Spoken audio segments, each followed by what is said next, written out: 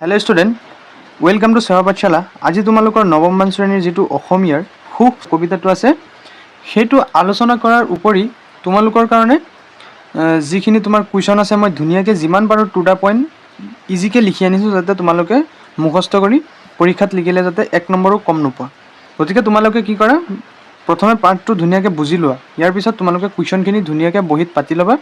ইয়াৰ উপৰি মই যিখিনি এইটো চেপ্টাৰৰ তোমালোকেতো জানাই এতিয়া MCQ আহিব ধৰিছে, গতিকে মই লেছনৰ শেষত একদম মই যিমান পাৰোঁ সিলেক্টিভ MCQ বাছি দিম যাতে তোমালোকে পৰীক্ষাত কোনো অসুবিধা নহয়। এতিয়া চোৱা, সুখ সুখ কবিতাটি কোনে ৰচনা কৰা, যদি কুৱেশ্যন আহে কি লিখিব যে আনন্দ চন্দ্ৰ আগৰৱালাদেৱই ৰচনা কৰা।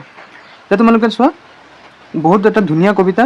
চোৱা, সুখ সুখ বুলি মানুহ বলিয়া নেদেখে সুখৰ মুখ। সুখ সুখ বুলি কি মানুহ মানে পগলা নিচিনা বলিয়া হৈ আছে, কিন্তু কি সুখৰ মুখ নেদেখে। সুখ বিচাৰোঁতে পাই সংসাৰত দুখৰ উপৰি দুখ, দেখিও নেদেখা কিয় দিন কণা সুখ যে হাতত আছে। যিয়ে দিব পাৰে স্বাৰ্থ বলিদান সুখ ফুৰে পাছে পাছে।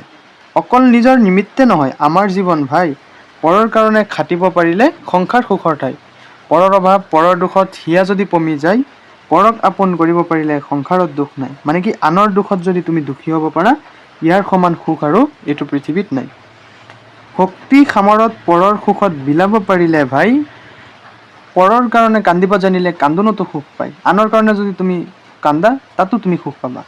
সকলো আপোন য'ত নৰ নাৰী কাকনো বুলিম পৰ, পৰম পিতাৰ সকলো সন্তান পৃথিৱী আমাৰ ঘৰ। অৰ্থাৎ আমি সকলো কি এজন ভগৱানৰ সন্তান, হয়নে? চোৱা, গাই গুটু পেটে ভঁৰাল নহবা লোকৰ দুখলৈ চোৱা, মানুহৰ সেৱা মানুহৰ পূজা পবিত্ৰ বৰত লোৱা। মই মোৰ বুলি নাথাকিবা মুজি মোহৰ জালত পৰি, মই মোৰ ভাৱে তললৈ বুঢ়াব নাপাবা ৰক্ষাৰ তৰি। মানে কি, অকল সকলো সময়তে নিজৰ চিন্তাটো নকৰিবা হা, মানুহৰ মানে ওচৰে পাজৰে থকা দুখীয়া মানুহখিনিৰ কথাও ভাবিব দিছে। সুখ দুখৰ মনেই কাৰণ মনক ৰাখিবা ঠিত, ভাগ্যত লভিবা পৰম সন্তোষ সাধিবা লোকৰ হিত। স্বাৰ্থৰ বাদত দুখৰ কাঁইট খোজপতি বিন্ধে ফুলে, নিস্বাৰ্থৰ বাদ সেন্দুৰীয়া আলি সুগন্ধি কুসুম ফুলে। যথাৰ্থ নিস্বাৰ্থ ধৰমী জীৱন বিশ্বপ্ৰেম ভৰপূৰ, বিশ্বৰ সকলো ভাই ভনী তাৰ সুখৰ নপৰে উৰ। এতিয়া তোমালোকে শব্দাৰ্থখিনি চাবা, ইয়াৰ পিছত তোমালোকে আনন্দ চন্দ্ৰ আগৰৱালাদেৱৰ বিষয়ে যিখিনি আছে সেইখিনি অকণমান পঢ়ি ল'বা, যে তেখেতৰ দ্বাৰা ৰচিত পুথিকেইখন হ'ল কোমল পাঠ, আদি পাঠ, জিলিকনি আদি। সুখ কবিতাটো কুৱেশ্যন আহিব, MCQ আহিব যে সুখ কবিতাটো ক'ৰ পৰা লোৱা হৈছে, ক'ৰ পৰা অনা হৈছে। উত্তৰ, সুখ কবিতাটো জিলিকনিৰ পৰা অনা হৈছে। MCQৰ ভিতৰত ইমানো নাই এইটো পাঠত কবিতাটোত, কিন্তু এইখিনি অকণমান সৰু বস্তুখিনি হেৰি হ'বা। চোৱা, সুখ হৈছে মূলতঃ মন বা শৰীৰত অনুভূত তৃপ্তিকৰ অৱস্থা। সুখ হৈছে কি, তুমি যিটো অনুভৱ কৰা মানসিক বা শাৰীৰিক সন্তুষ্টি। তুমি যদি আজি মানসিকভাৱে কিবা এটা ভাল কাম মানে হেৰি কৰাৰ কাৰণে তোমাক এটা প্ৰাইজ দিলে, তোমাৰ কি হয় যে মনটো সন্তুষ্টি লাভ কৰে, সেইটো হ'ল মানসিক। আৰু শাৰীৰিকভাৱে সন্তুষ্টি, হয়নে? সুখ বিচাৰি মানুহ ব্যাকুল হ'লেও প্ৰকৃত সুখ পাবলৈ হ'লে মানুহে কি কৰিব লাগিব, স্বাৰ্থ ত্যাগ কৰিব পাৰিব লাগিব, স্বাৰ্থ ৰাখিব নোৱাৰিব। এতিয়া চোৱা ষ্টুডেণ্ট, যিখিনি তোমাৰ প্ৰশ্ন উত্তৰ আছে সেইখিনি মই ধুনীয়াকৈ আলোচনা কৰি দিছোঁ। 1 নম্বৰ পৰা ধুনীয়াকৈ তোমালোকে বহীত লিখি লোৱা। চোৱা, প্ৰথম কুৱেশ্যনটো যে মানুহৰ সুখ দুখৰ আচল কথা কি। উত্তৰ, মানুহৰ সুখ দুখৰ আচল কাৰণ মন বুলি কবিয়ে কৈছে। খ চোৱা, যে কেনেকুৱা ধৰণৰ ভাৱে মানুহক তললৈ বুঢ়াই বুলি কবিয়ে কৈছে। উত্তৰ, অসৎভাৱে মানুহক তললৈ বুঢ়াই বুলি কবিয়ে কৈছে।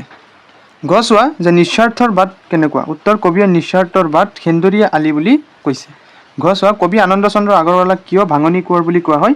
উত্তৰ, কবি আনন্দ চন্দ্ৰ আগৰৱালাই বহুতো ইংৰাজী কবিতা অসমীয়ালৈ শুৱলাকৈ ভাঙনি কৰিছিল, সেইকাৰণে তেখেতক ভাঙনি কোঁৱৰ বুলি কোৱা হয়। এতিয়া চোৱা 9 নম্বৰটো, যে কাক আপোন কৰিব পাৰিলে সংসাৰত দুখ নাই বুলি কবিয়ে ব্যক্ত কৰিছে। উত্তৰ, পৰক আপোন কৰিব পাৰিলে সংসাৰত দুখ নাই বুলি কবিয়ে ব্যক্ত কৰিছে। এতিয়া চোৱা প্ৰথম চটো, যে কবিৰ মতে প্ৰকৃত সুখ কেনেকৈ পাব পাৰি। উত্তৰ, কবিৰ মতে এই বিশ্বৰ সকলোকে যদি নিজৰ ভাই ভনীৰ দৰে জ্ঞান কৰি ভাল পাব পাৰি, তেনেহ'লে মানুহে প্ৰকৃত সুখ পাব পাৰে বুলি কৈছে। এতিয়া চোৱা ষ্টুডেণ্ট, 2 নম্বৰ কুৱেশ্যনটো যে বহুত ইম্পৰ্টেণ্ট, যে কবিতাটোৰ মূল কথাখিনি নিজৰ ভাষাত লিখা। পৰীক্ষাত আহিব যে সুখ কবিতাটিৰ মূল ভাষাখিনি বা মূল ভাৱ লিখা। চোৱা, সুখ নামৰ কবিতাটোৰ কবি হ'ল আনন্দ চন্দ্ৰ আগৰৱালা। কবিয়ে এই কবিতাটোত কৈছে যে সুখ সুখ বুলি এই পৃথিৱীখনক মানুহ বলিয়া হয়, কিন্তু সুখৰ মুখ দেখা নাপায়। সুখ বিচাৰি থাকোঁতেও মানুহে এইখন সংসাৰত দুখৰ উপৰি দুখ পায়। কবিয়ে মানুহক সমৃদ্ধি কৈছে যে দেখিও নেদেখা কিয় দিন কণা সুখ যে হাততে আছে। যিজনে নিজৰ স্বাৰ্থ বলিদান দিব পাৰে তেওঁৰ পাছে পাছে সুখ ফুৰে বুলি কবিয়ে কৈছে। অকল নিজৰ কাৰণে নাখাটি পৰৰ কাৰণে খাটিব পাৰিলে সংসাৰত সুখৰ ঠাই নাই। পৰৰ অভাৱ আৰু পৰৰ দুখত হিয়া যদি পমি যায় আৰু পৰক আপোন কৰিব পাৰিলে সংসাৰত দুখ নাথাকে। যদি মানুহে নিজৰ শক্তি সামৰ্থ্য আনৰ মুখত বিলাব পাৰে আৰু আনৰ কাৰণে কান্দিব পাৰিলে কান্দোনতো সুখ পায় বুলি কবিয়ে কৈছে। কবিয়ে কৈছে যে এই পৃথিৱীত যিমান নৰনাৰী আছে সকলোৱে কবিৰ কাৰণে আপোন, কোনেও তেওঁৰ কাৰণে পৰ নহয়, কাৰণ সকলোৱে এজন ঈশ্বৰৰ সন্তান আৰু এই পৃথিৱীখন তেওঁৰ কাৰণে নিজৰ ঘৰৰ দৰে। নিজৰ কাৰণে নাভাবি আনৰ দুখলৈ চাব লাগে আৰু মানুহক সেৱা পূজা কৰিব লাগে।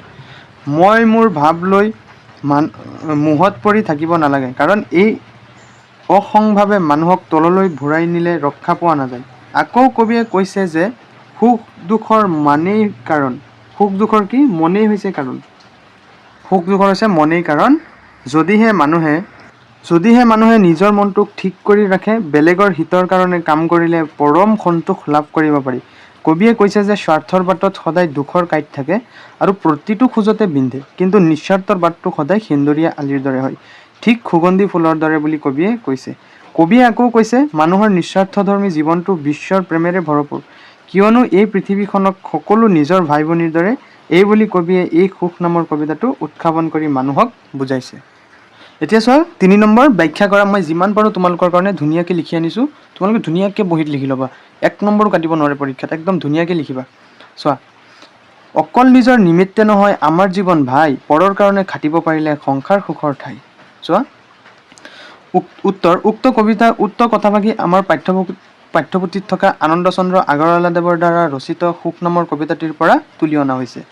এই কবিতাভাগিত আগৰৱালাদেৱে অকল নিজৰ কাৰণে চিন্তা নকৰি আনৰ কাৰণে কৰ্ম কৰিলে যে গোটেই সংসাৰখন সুখৰ ঠাই হৈ পৰিব তাকেই বুজাবলৈ চেষ্টা কৰিছে। কবিয়ে কৈছে যে আমাৰ এই জীৱনটো কেৱল আমাৰ কাৰণেই নহয়, আমি অকল নিজৰ কাৰণে নাভাবি এই সংসাৰত অৰ্থাৎ এই পৃথিৱীত যিমান নৰনাৰী আছে সেই সকলো মানুহৰ কাৰণে যদি কৰ্ম কৰোঁ বা খাটোঁ তেনেহ'লে এই গোটেই সংসাৰখন সুখৰ ঠাইৰ দৰে হৈ পৰিব। উক্ত কবিতাভাগিত কবি আনন্দচন্দ্ৰ আগৰৱালাদেৱে মানুহক ইয়াকেই বুজাবলৈ প্ৰয়াস কৰিছে। এতিয়া চোৱা ৩ৰ খ, যে গাই গোটা পেটে ভঁৰাল নহবা লোকৰ দুখলৈ চোৱা, মানুহৰ সেৱা মানুহৰ পূজা পবিত্ৰ ব্ৰত লোৱা। উত্তৰ, উক্ত কবিতাভাগি আমাৰ পাঠ্যপুথিত থকা ভাঙনি কোঁৱৰ আনন্দচন্দ্ৰ আগৰৱালাদেৱৰ ৰচিত সুখ নামৰ কবিতাটিৰ পৰা তুলি অনা হৈছে। এই কবিতাভাগি কবিয়ে নিজৰ স্বাৰ্থৰ কথা নাভাবি লোকৰ দুখৰ কথা ভাবিব দিছে আৰু মানুহক সেৱা পূজা কৰিব কৈছে। আগৰৱালাদেৱে উক্ত কবিতাভাগিৰ জৰিয়তে মানুহৰ নিজৰ কথা অৰ্থাৎ নিস্বাৰ্থতাৰ কথা নাভাবি আনৰ দুখ কষ্টৰ কথা চিন্তা কৰিব কৈছে। তাৰোপৰি কবিয়ে মানুহক সেৱা পূজা কৰি মানুহৰ পৰা পবিত্ৰ ভৰ বা আশীৰ্বাদ ল'বলৈ কৈছে। ইয়াৰ পিছত চোৱা ষ্টুডেণ্ট গ নম্বৰটো, যে স্বাৰ্থৰ বাটত দুখৰ কাঁইট খোজে প্ৰতি বিন্ধে ফুলে নিস্বাৰ্থৰ বাট সেন্দুৰীয়া আলি সুগন্ধি কুসুম ফুলে। উত্তৰ চোৱা, উক্ত কবিতাভাগি আমাৰ পাঠ্যপুথিত থকা ভাঙনি কোঁৱৰ অৰ্থাৎ আনন্দচন্দ্ৰ আগৰৱালাদেৱৰ দ্বাৰা ৰচিত সুখ নামৰ কবিতাটিৰ পৰা তুলি অনা হৈছে। এই কবিতাভাগিৰ জৰিয়তে কবিয়ে ইয়াকেই বুজাব বিচাৰিছে, প্ৰয়াস কৰিছে যে স্বাৰ্থৰ বাটত দুখৰ কাঁইট থাকেই আৰু প্ৰতিটো খোজতে ফুলে বিন্ধে, কিন্তু নিস্বাৰ্থৰ বাটতো সেন্দুৰীয়া আলিৰ দৰে, য'ত কি সুগন্ধি ফুল ফুলে। কবিয়ে এই কবিতাভাগিত কৈছে যে মানুহৰ স্বাৰ্থৰ বাটতো কি থাকে, কাঁইটীয়া হয়। এই পথত চলিলে সাধাৰণতে দুখেই পোৱা যায়, কাৰণ ইয়াত প্ৰতিটো খোজতেই ফুলে বিন্ধে। আকৌ নিস্বাৰ্থৰ বাটটো সদায় সুগম হয়, কিয়নো ইয়াত কোনো স্বাৰ্থ নাথাকে। সেয়ে কবিয়ে এই পথটো অৰ্থাৎ নিস্বাৰ্থৰ বাটটো সুখৰ, অৰ্থাৎ ইয়াক সুগন্ধি ফুল ফুলে বুলি কবিয়ে কৈছে। এতিয়া চোৱা এই ভাষা বিষয়ক যিখিনি আছে, যে উদাহৰণটো চাই বাকীকেইটা কৰা। কি দিছে, আপোন পৰ, আমি কি কৰিম, বিপৰীত অৰ্থ বুজোৱা শব্দ লিখিম। আপোনৰ বিপৰীত কি, পৰ। চোৱা হা বাকীখিনি, যে দুখৰ বিপৰীত সুখ, স্বাৰ্থ নিস্বাৰ্থ, অভাৱ উভয় নদী, সন্তোষ অসন্তোষ, হাঁহি কান্দোন। ইয়াৰ পিছত চোৱা ষ্টুডেণ্ট, উদাহৰণটো চাই বাকীকেইটা লিখা। উদাহৰণ, সামৰত অৰ্থাৎ সামৰ্থ্য, ধৰম ধৰ্ম, কৰম কৰ্ম, বিৰিত বৃক্ষ, যত্ন মুকুতি মুক্তি,